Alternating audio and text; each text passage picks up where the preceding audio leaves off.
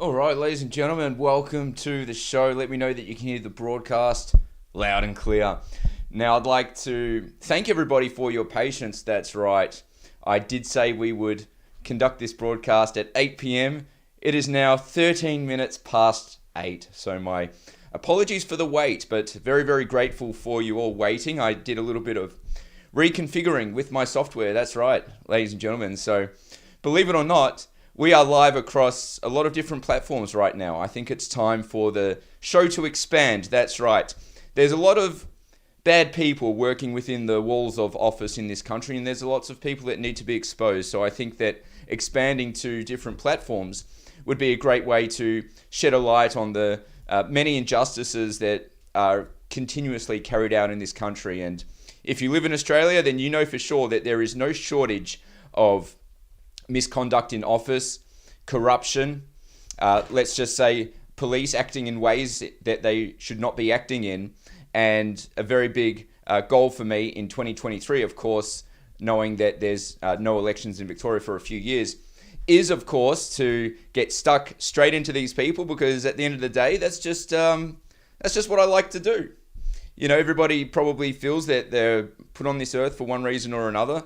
Maybe there's a few reasons why you're here. There's probably a few reasons why I'm here. One of them is definitely to go after these crooked people that work in office. So if you think that sounds somewhat reasonable, then go ahead and share the broadcast, get the word out there. And on a more important note, I'd like to wish everybody a very, very happy Australia Day. So let's see. I can see the comments are working now. That's fantastic. So go ahead and put in the comments what did you do to celebrate Australia Day? Where did you go? Who did you see? Did you do something interesting? Did you partake in some liquid festivities? Did you get on the beers? What did you do? See, I like to know these things because at the end of the day, we do indeed live in a beautiful country. I can't say that the average character that works in government is a beautiful character, but most definitely our environment is beautiful, and we know that there's a lot of us Aussies out there that are seeing things clearly, and as long as there's politicians that are putting forward unjust laws and laws that are inhumane, that don't make any sense, as long as they're doing that, I dare say there'll be a very nice, strong cohort of us who will be not complying. Who here agrees with that? Do we all agree that laws that are unfair, inhumane, and not grounded in any type of common sense should be disobeyed? Is that simply just a matter of a civic responsibility, right? A responsibility to ourselves, our children, our friends, our society, the next generation.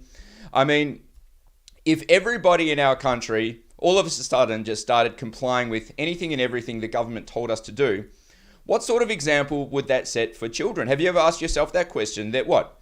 That we're just gonna roll over and just take it, no matter what comes our way, no matter if the government, say for instance, introduced a law whereby before you left your house you had to do, say, 50 star jumps, because that makes about as much sense as many of the laws that have been introduced over the past 3 years.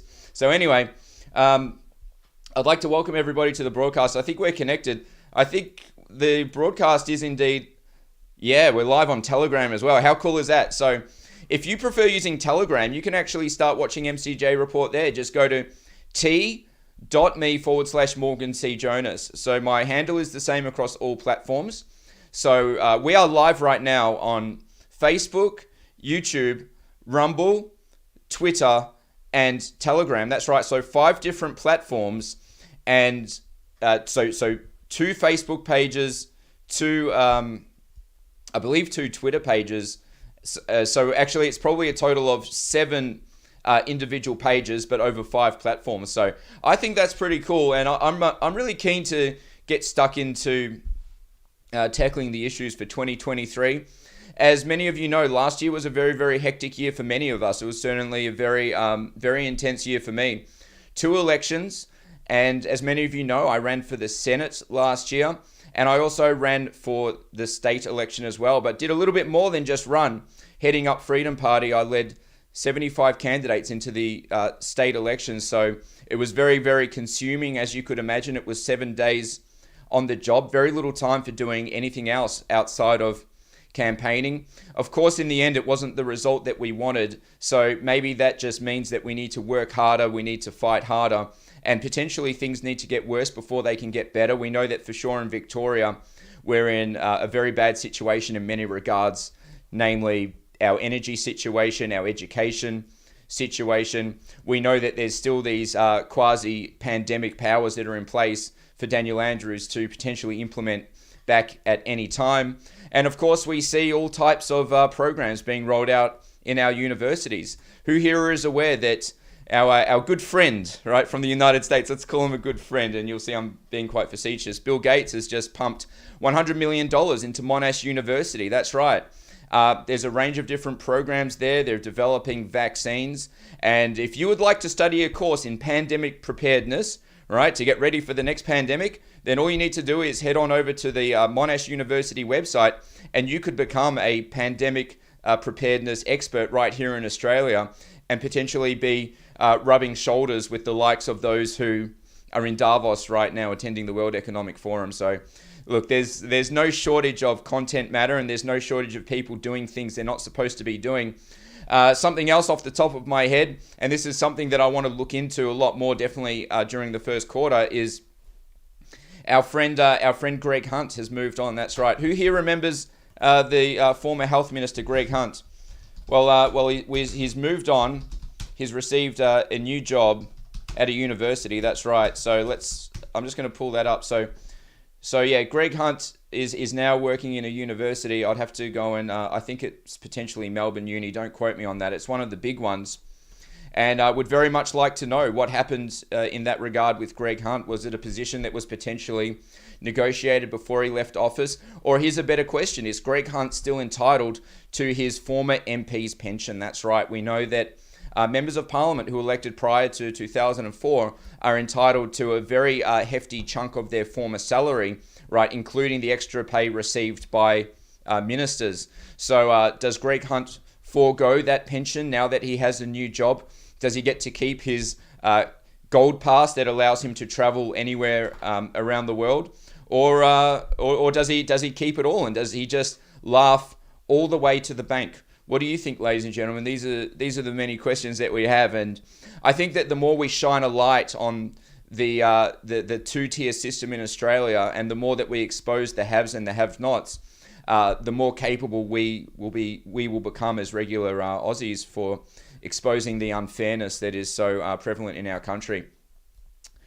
Alrighty, so yeah, unfortunately Rumble is not working, so that's a bit of a shame. Let's see, Rumble's not working, so guys, I can see the chat is working, but Rumble is not working. So let me just address the people on Rumble to let them know, hey guys, it's not working.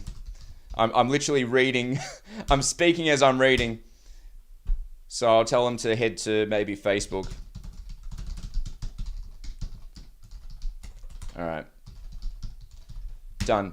Alright, so I've got a few agenda items that I wanted to bring up. First of all, 10 points to anyone who knows the background in this video right now. So what have I said as the background? Put in the comments if you recognize the very nice building that is in the background of my broadcast today. Very fitting, of course, being Australia Day. So let's see, 10 points. 10 points. This is a fun Australia Day quiz for anyone who knows. What am I sitting in front of? Of course, I'm using my green screen right now. I'm not there in location, so let's see. See, look, there's my arm. It's gone. The wonders of the green screen. And also a big thank you to everyone that's here right now. I see some great friends. There's Stev. Yeah, there you go. You guys know. No, not the pub in Hallam. It is indeed the Kelly. That's right. The Caledonian Hotel in Singleton. That's where I am, right? That's the background that I have right here. Now, why do I have this background? Because this is a place that I respect. I have the utmost respect for the owner, Brad, who, if you followed the events that took place in Singleton over the past few years, Brad was truly a great Australian leader throughout that time. He refused to discriminate.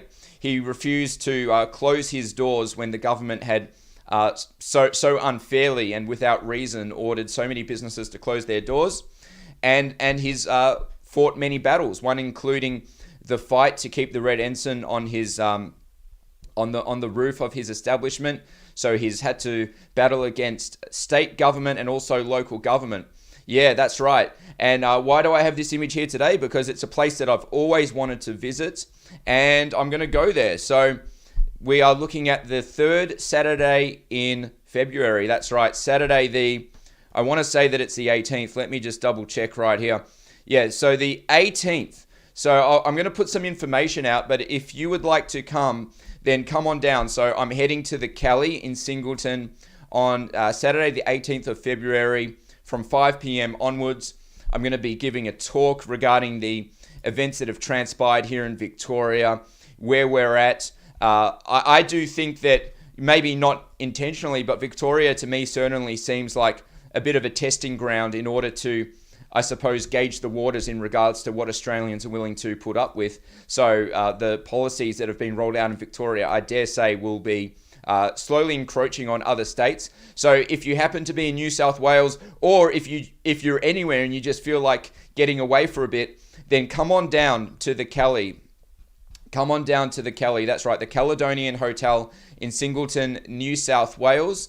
This is this to me is a truly iconic site here in Australia, and is representative of what you and I know to be the true Australian spirit, which is one of not putting up with crap from the powers to be, standing our ground, fighting hard, withstanding the threats and intimidation. That's what is the spirit of the Australian people. That's how we are supposed to be. So come on down, and for updates, head on over to mcjreport.com. So some other good news, and that is that I am redeveloping the website. That's right. So mcjreport.com is going to become a lot more interactive. You'll be able to watch the show live via the website, mcjreport.com. So during this time between the end of the election to now, I've had lots of work done there. And the goal is, of course, to be very, very self-sufficient. And probably what's most critical out of everything right now is that you go ahead and you sign up to my email list. That's right. I intend on really getting my teeth sunk into some certain corrupt figures in office, and I'm concerned about getting censored, getting wiped off the platforms, because of course this is most definitely a method used to silence those who are speaking out. So head on over. If there's one thing you do, head on over to mcjreport.com, put your email address in, and that way you can stay up to date. So there's going to be lots of events, of course, New South Wales. I'd like to head to Queensland as well, and there's plenty of troublesome characters, let's call them that, right here in Victoria that most definitely need exposing. A lot of the bureaucrats, a lot of the councillors, all right? So that brings me to a couple of examples here that I'm going to be looking into. So that's my little opening monologue. So what sort of things can you expect from MCJ Report? And by the way, this is not an official MCJ report. This is just me touching base with you to give you some updates, because I have been a little bit quiet since the election. I think a lot of us needed some so-called rehabilitation after that ordeal. Anyway, so talking about councils, right?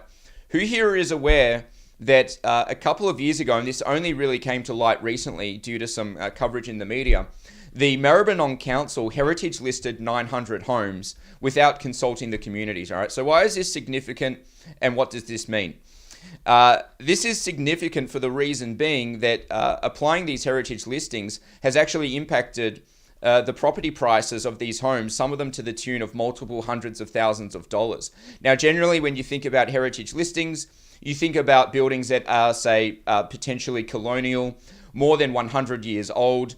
You think about mansions, you think about architecture that has a great sense of historic importance. But when we look at the properties heritage listed by the Maribyrnong Council, we're looking at properties that are most definitely less than 100 years old. We're looking at properties that are dilapidated, many of them greatly and desperately in need of renovations. So now that these properties have been listed as such, these homeowners are now restricted from amending their homes and basically adding value to their homes should they want to sell, or should they seek to expand their home, maybe for the purpose of having a family. So this type of act, I say, flies in the face of a free society. We're supposed to have property rights here in Victoria and Australia, and it appears that those rights are being most definitely trampled on. And why would the council make such a decision to heritage list these homes? Was it due to a genuine desire to preserve the, quote, character of these neighborhoods, some of them very dilapidated, or could there be something else involved? Could the council members potentially have been encouraged by, say, a third party to heritage list these homes for potentially the commercial interests of somebody? Now, I'm not saying that is the case. I'm not saying that. But what I am saying is that when something doesn't make sense, when a decision is made in government, whether it's local, state, or federal, it is most definitely the responsibility of we the people to ask the tough questions and to really go after those who are responsible for destroying the lives of innocent people who are simply trying to earn a living. So that's just one little example that I can give you of some of the things that we're going to go after. Also, I just want to say that I think it's very concerning to see that the Australian Open has banned the displaying of the Russian flag. Who here has been following that saga? Are you aware that there were actually Russian supporters who have been arrested and detained for the crime of displaying their national flag, a flag that, of course, represents their country of origin? Ladies and gentlemen, if this is not fascism, then what is? I mean, Victoria Police, unfortunately, have acted on these orders directly handed down from the Daniel Andrews Ministry of Truth, I presume. What right does the Australian Open have to ban innocent people from displaying a national flag. Now, I don't care what your opinion is on the Russia-Ukraine conflict. That's actually irrelevant. What gets me and what actually gets my back up is the fact that here in Australia, we're meant to be welcoming. We're not supposed to discriminate or make people feel unwelcome simply by virtue of their ethnic heritage or their nationality. And when people are guests in our country, whether they're here to compete in sport or otherwise, the last thing we should be doing as a country is making those people to feel like they're less human, like they have less rights than anybody else. So I think it's very concerning, the sheer number of Australians who are seemingly okay with this very blatant discrimination against Russian people. You need to keep in mind that the fans at the tennis and the tennis players, they're not involved in the conflict. Okay, they're just here trying to enjoy their life like everybody else, and they should be, they are worthy of the same rights as anyone else who walks anywhere in Melbourne, Victoria, or the rest of the country. Now, when we look at the last flag that was banned in Victoria, what are we looking at? We're actually looking at the swastika. That's right, the Nazi flag. So is the Victorian government really equating the flag of Russia to the Nazi flag? Is that the message that is being sent by the Victorian government? I think that it's insane. And I think that people really need to wake up and recognize that it's a very slippery slope. What we're looking at is the rolling out of a thought control operation whereby what people think, how people respond, what they talk about and what they don't talk about is dictated by the government. Or maybe a new phrase we can coin is the Daniel Andrews Ministry of Truth. So I'd really encourage everybody to strike up a conversation with your friends and family around the dinner table very casually. Hey, did you see that the Russian flags were banned at the Australian Open and some guys were arrested for displaying a flag?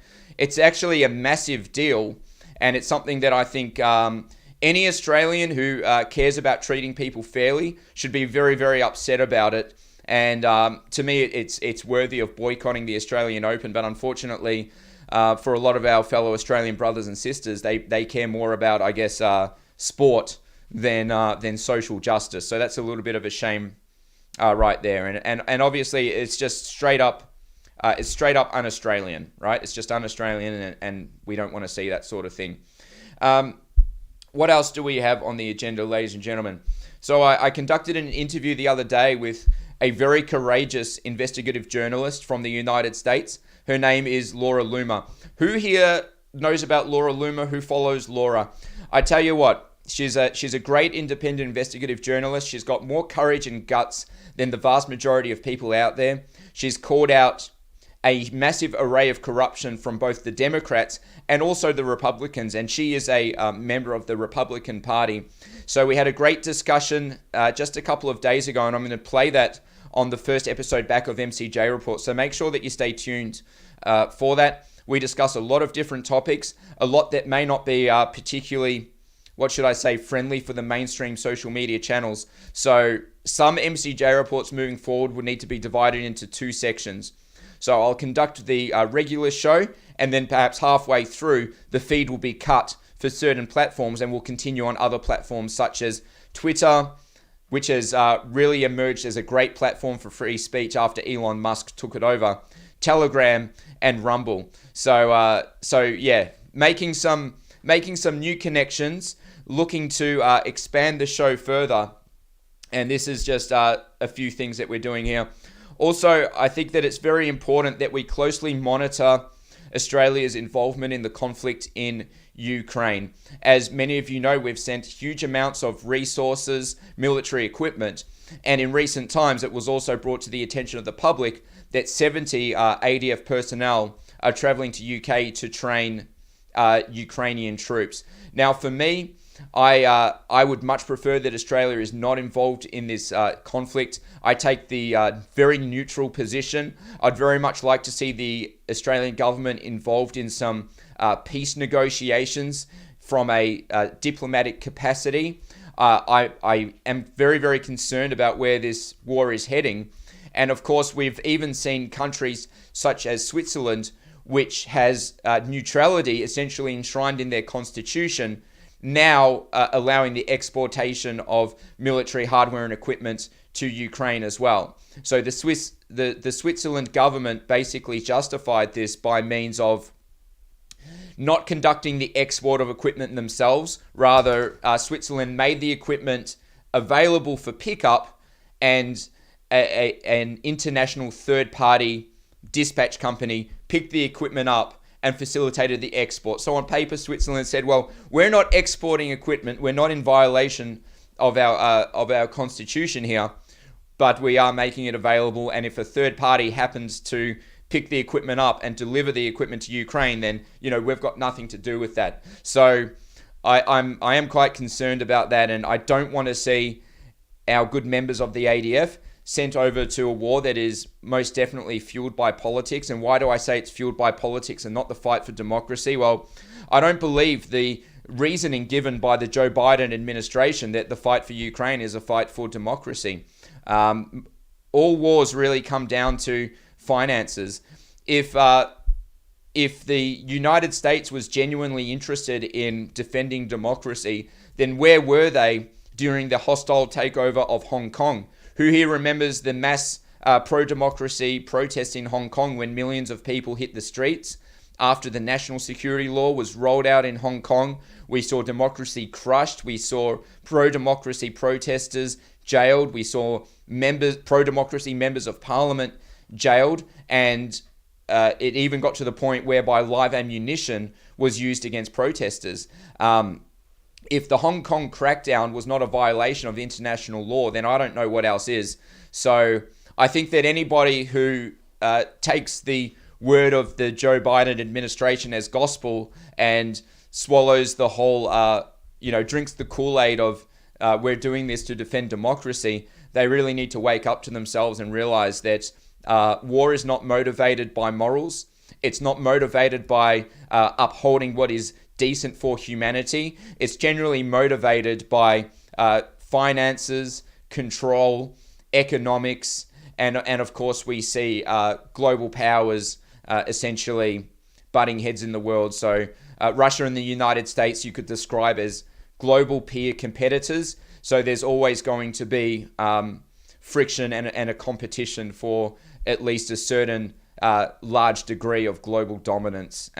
So we're going to talk about that more, and Australians really need to realize that and get off the whole anti-Russian sentiment that people living in Australia who are of Russian background or those visiting, don't have a go at them. They can fly their flag. They've got nothing to do with the war. So just give them a break and just treat them like anyone else, because it actually makes me embarrassed to see when people come here and they're treated very badly. So anyway, that's my little rant on that. What else do we have to talk about, ladies and gentlemen? Yeah, so as I mentioned before, new website, and I've also set up a new dedicated Proton Mail address.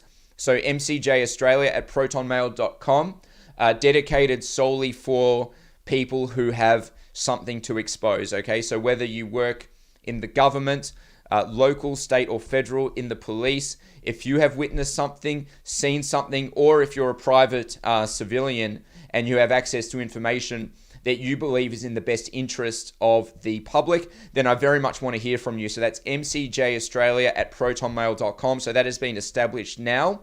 You can send the information through, and the internal MCJ team is also growing. That's right. So not just me anymore, not just me operating as a one-man band, and I'm sure that you've seen what a one-man band is, the guys in the street that play the guitar and they're also playing the drums with their feet. That I can't do that anymore. I can't do this on my own. So the team is growing. So there's other people that can help look after these inquiries as well. So that's basically the bulk of what I wanted to say. Now, another thing, and that is that on Saturday, I have the election of my final candidate, Leonie Blackwell, for the district of Narrabeen. Now, this is a really interesting election, ladies and gentlemen. The reason for that is that Labor has dropped out. That's right. So Labor has left the district of Narrabeen high and dry. They've demonstrated that they don't care about the people from that patch of Gippsland, mostly because Narrabeen is historically a safe Liberal seat, and Labor would prefer to spare their resources. Now, the Labor government has no problem spending the resources of the public, right? Whether it's a wind farm out in the ocean or, building some type of cultural center, let's call it that.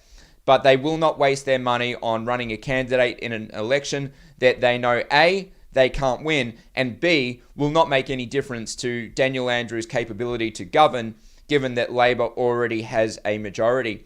Now, Leonie is the strongest candidate for Narrabeen. The strongest, that's right. The Liberal guy has replaced a long-standing incumbent, and he's not going down very well with the locals.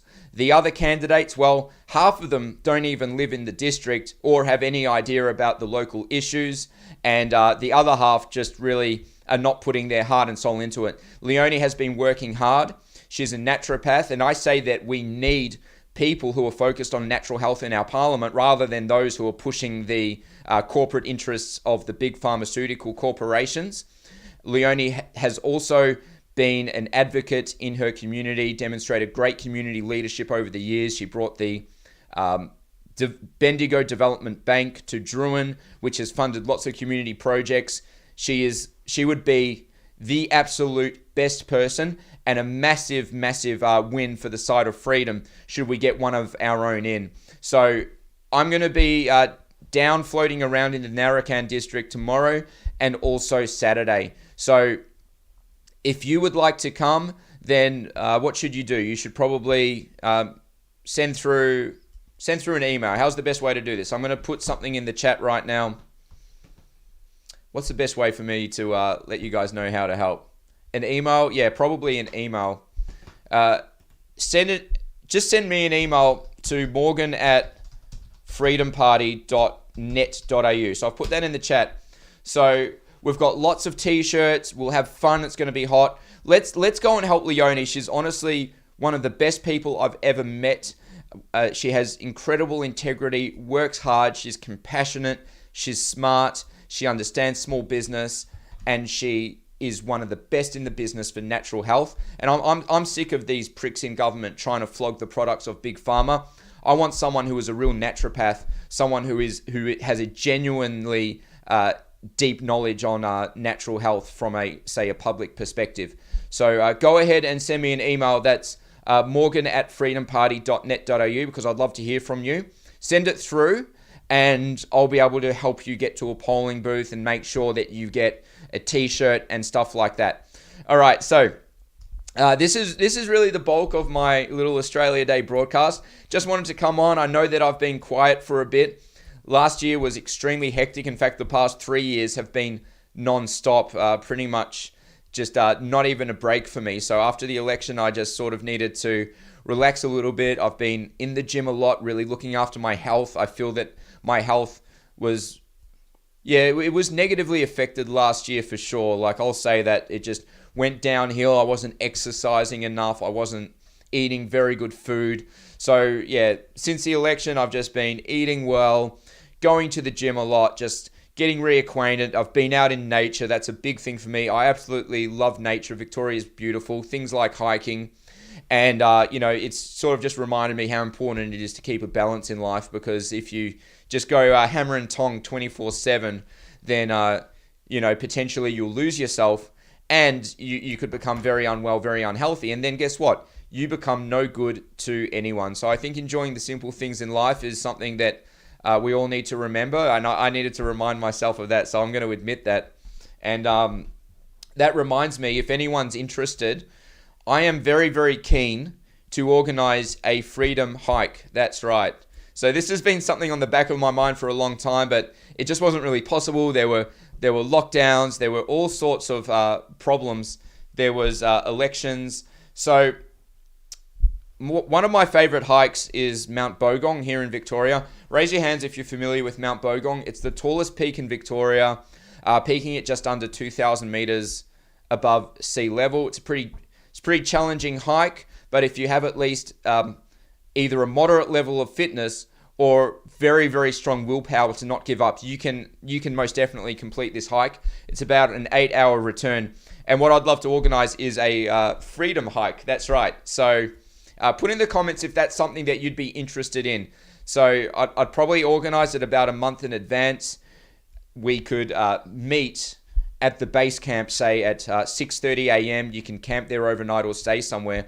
And I just think that it would be a great team building exercise to get a bunch of us together, hike to the top of this mountain, enjoy what is the most beautiful aspect of Victoria, which is definitely the nature, and definitely not the characters that work in Parliament, such as Dan Andrews and his criminal colleagues. So if you'd be down for a challenging hike, then just put that in the comments, because I'd like to sort of gauge if people are interested. I am very much encouraging everybody to get on board with this, because it can't just be all about slicing and dicing crooked politicians. A lot of it needs to be about that, but life also needs to be about enjoying those things that are gifted to us from God. So anyway, that's probably about the bulk of it. If there's one thing you do, head over to mcjreport.com, put your email address in.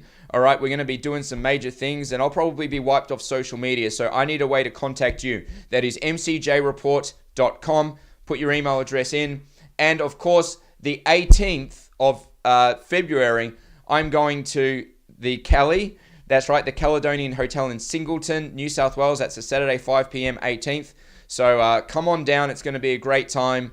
And this to me is, people talk about sites like Federation Square, or, I don't know, the Melbourne Art Centre, the Sydney Opera House. I say, no, I'm not interested in any of those things. I'm interested in the Caledonian Hotel in Singleton, because the owner is an absolute Australian legend who showed more courage than the very vast majority of people out there. So anyway, I am happy to make this broadcast. I'll speak to you soon, and stay tuned, because in a few days, sooner than later, very, very soon, I'm going to come back with an official MCJ report. I'll be suited up again and doing what I do. All right, guys, lots of love. I'll speak to you soon.